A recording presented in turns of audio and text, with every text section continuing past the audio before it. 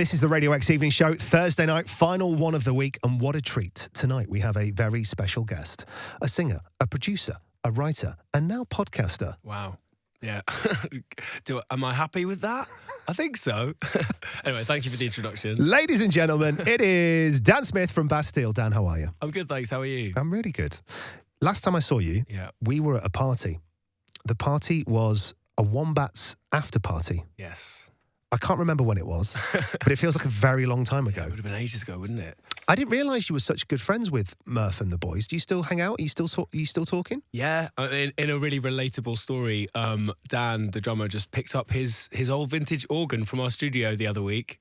Just something everyone can relate to there. But yeah, no, it's good. It's good to see them all as much as possible. We played a lot of shows with them. We have a producer in common, and they've recorded a few albums at our studio in South London. So yeah, they're hilarious. So I love getting to see them. Nice. So you are back with this brand new album. We'll talk about that in a little bit. We're about to play the single Blue Sky and The Painter.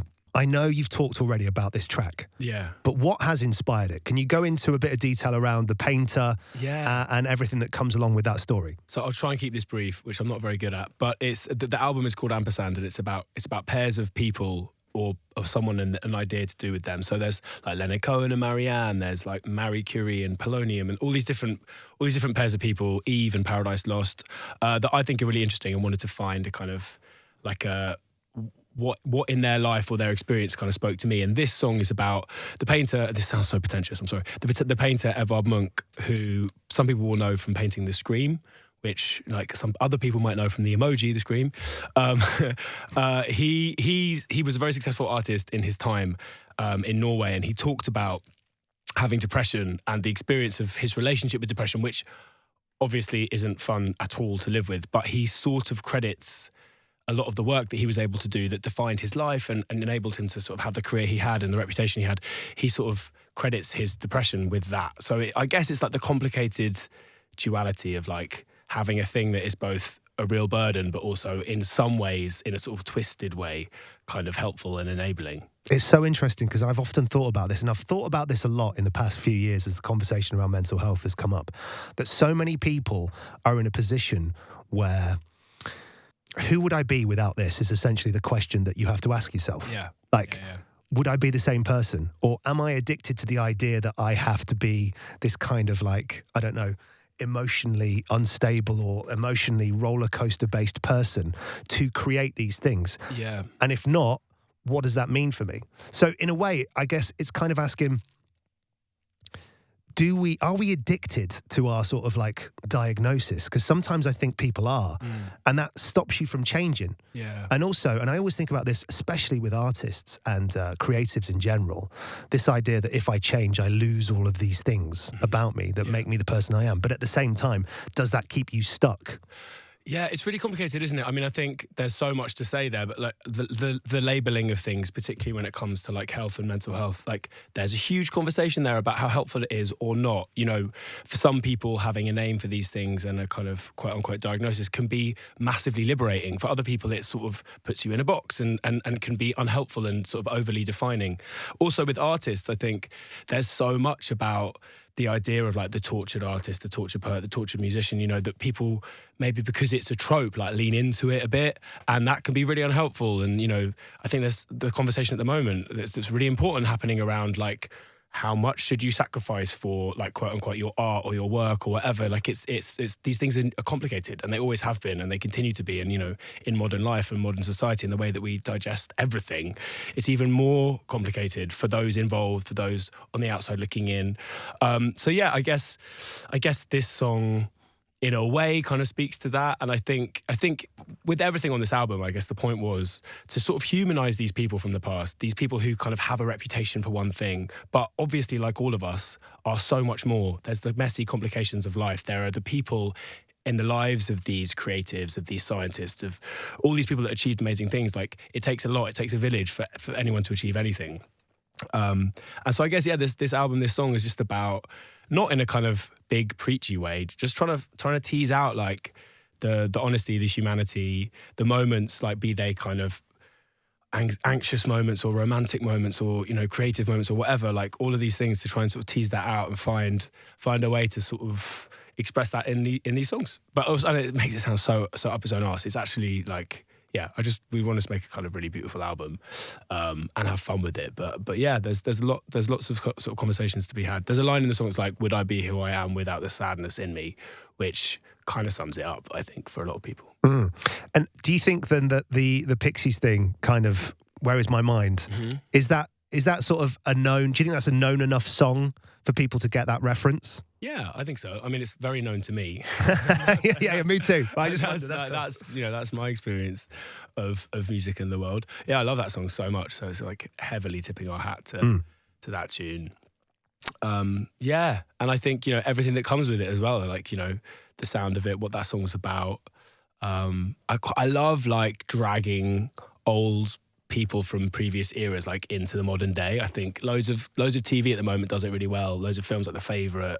You know, the idea that things from the past are kind of stuffy. What's interesting to me about Edvard Munch, and I could talk about this a lot and I'll try and keep it short, but he lived in a time where like conversations around mental health were, and the sort of diagnoses and discoveries of you know, pathologies or whatever, they were new and they were exciting at the time. So it's sort of interesting to look back to someone who's around a really long time ago, who spoke really openly about his relationship with mental health, in a way that seems very modern for what we think of as a long time ago.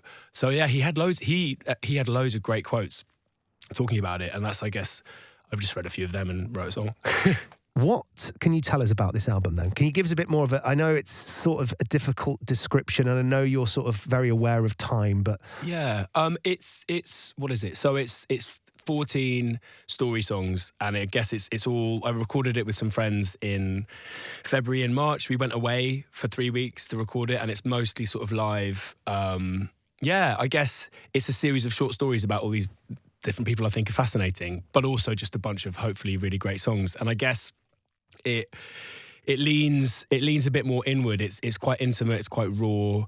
You know, you can hear the sound of like the rain on the roof of the house we recorded in. You can hear the sort of creaking of piano stools and fingers on guitars. It's quite acoustic, but you know, there are moments where it just explodes. There's this song, Blue Sky and the Painter. There's another one called The Drawbridge and the Baroness that is absolutely bonkers, and I love it so much, and I think it's probably a bit bigger and heavier than people would expect from us. But then there's also really sort of tiny, intimate moments as well. And I guess the idea with the titles is, I'm aware they are all very long and very pretentious, but I guess I've had such a great time sort of learning about these people and, you know, making the album and doing a podcast with it as well, with this really funny historian called Emma Nagoose.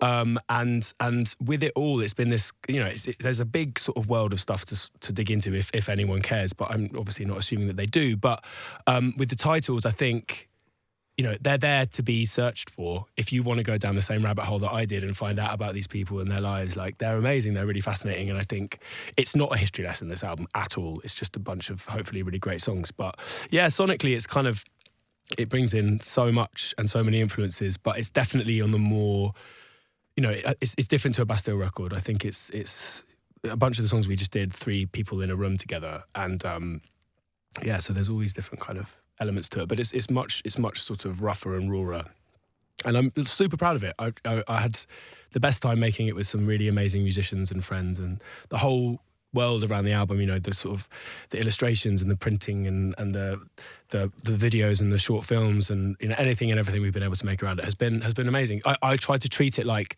we're sort of on a bit of a touring break with Bastille, so this was kind of a bit of a side quest of mine, and I sometimes worry about my brain rotting a bit, you know, on tour when we're doing similar shows every night, and, you know, it can become a little bit navel-gazing and inward-looking. And I think with this album, I sort of it forced me to learn the guitar, which everyone assumes I can play the guitar, which I thank them for, but I can't. I never wanted to be that guy at a party who'd like, play Wonderwall. I'm like, I literally can't, so sorry. But I've never wanted to be that guy, so I never really learned the guitar. But for this, I sort of forced myself to, and like, all of the kind of reading and watching and listening and learning that I did around these people, and, you know, it's just led to some really interesting conversations. You know, like you mentioned the sort of the Bermuda Triangle and that video we shot, getting to sort of learn more about filmmaking and academia and like different worlds of music and print work and illustration, all of that stuff. It's been almost like a sort of little gap year degree for me, which I've loved, and it's been, yeah, I think it's been a real collaborative project and a real pleasure to be part of. And you've also involved your family, right? Yeah, which is so weird. I have this song, the last song on the album is called Telegraph Road, 1977 and 2024. Another very catchy title that rolls off the tongue. It's a beautiful track, by the way, that. Thank you very much. Really nice. Thank you. So that's basically the first song I ever wrote when I was 14. I didn't really have anything to write about because I was 14. My mum and dad are from South Africa. And when they left South Africa after university, they travelled across America for a year and ended up in the UK and had me and my sister. And when I was 14, my dad could see me sort of struggling with not having anything to say in the songs. And he was like, oh, I've got this book of poetry and notes from when when we were in America. Do you want to just see if there's anything in there? Firstly, my reaction was, oh, that's weird. Like we're not a family that share poems. So I didn't really know how to, but there was this particular poem called Telegraph Road about a woman in San Francisco, and I wrote it into a song. And at the time, the only singer I knew was my mum. So she sung backing vocals on that song, and then cut to however many years later, we're putting this album together, and it's story songs, and I want it to be interesting and representative. So I sort of resurrected the song, rewrote it a bit. Charlie Barnes, who did a lot of the music on the album with me, he plays this amazing, beautiful piano thing, and I got my mum to sing the backing vocals again. So I don't know, I never imagined that I'd have a song that I essentially co-wrote with my dad and duet with my mum. But yeah, I think it's a really beautiful song, and it's a nice sort of close to the album. The weird thing with this album is that I sort of set out to write about other people, and it's actually probably one of the most personal things I've ever made. Well, every single piece of you is in this, in every form. And as you've kind of alluded to, from going to screen printing and, doing the research, making a podcast, all of that stuff. Yeah, totally. It's a lot of effort.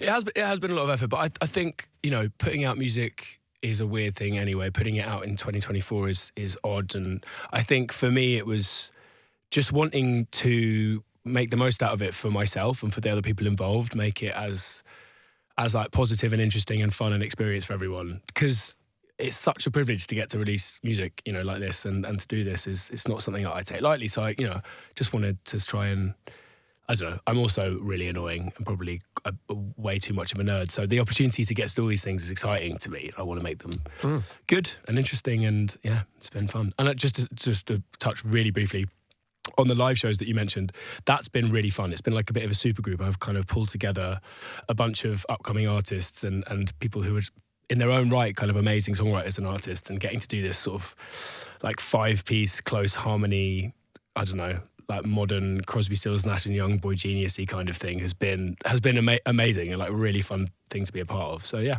I wanted to ask about next year, because I don't know if you know, but next year could be the greatest year ever for live music. Yes. There is a lot happening next year. There's a lot going on, isn't there? I realised that Bastille, in theory, turns 15. Wow. Yeah, I hadn't thought about that. And I just wondered whether or not you were going to join the party next year. I'm sure we'll figure something out. Okay. Yeah, I'm not very good at thinking that far ahead, but next year is incredibly soon now. So yeah, I'm so excited. As a fan, there's so many great shows next year that will be a lot of fun to go to. Yeah. Are you an Oasis fan? Yeah, I think the Oasis shows will be great. I hear, well, we don't know what it is yet, but I hear there's something bubbling from the Maccabees as well. I know. Yeah, I'm a massive Maccabees fan, and obviously was devastated when they broke up. But saw, like everyone else, I saw the post go up and thought, that's not a nothing. You're not teasing us for nothing. Exactly. So yeah, I hope there's some shows next year, and I would absolutely love to go and see them. Yeah, and Sam Fender, I'm excited for shows as well. And yeah, it's great. It feels like I know it's like a boringly perpetual conversation, but just a really good time for like guitar music and bands, old and new. And I hope that continues. Yeah, right. I want to ask you one final question.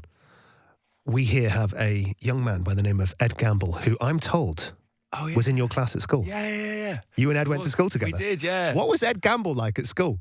Yeah, I remember him being a really nice guy. The idea that he would have gone on to be a massively famous comedian is kind of bonkers. Probably as weird as it was. I was like a very odd, awkward and very large kid. So I think probably the idea that I go on to be in a band is about as bizarre to him. But he was always really funny. And yeah, it's been really great to see his career like just blow up. Nice. Perpetually, so yeah. Oh, good. Lots of people went to your school actually, didn't they? I think Mumford and Sons. Mumford and Sons were at your school as well, yeah. God, man. I have a really so like I mentioned, I was a big guy, and I loved food, and I still do. And I used to go to. I have no faith whatsoever, but I used to go to Christian Club on a Wednesday lunchtime, which Marcus Mumford ran, because they used to give out pizza. And I just go for the free pizza and have to sit there through all the prayers and stuff and be like, this is not for me, but the pizza is great and it's bottomless pizza. So the things I do for the food fix were I really That's brilliant. That was my only knowledge of Marcus at the time. That's the only way I really knew him. But yeah, thank you God for your gifts and pizza. Yeah, exactly. Dan, please come back on next year if something happens for Bastille during year 15. Oh, for sure. And good luck with the album. Thank you. I absolutely love the tune. Thank you. And as I said, that closing track is just something else. Oh, cheers, man. Thanks for having me. That was Dan from Bastille, everybody. Radio X.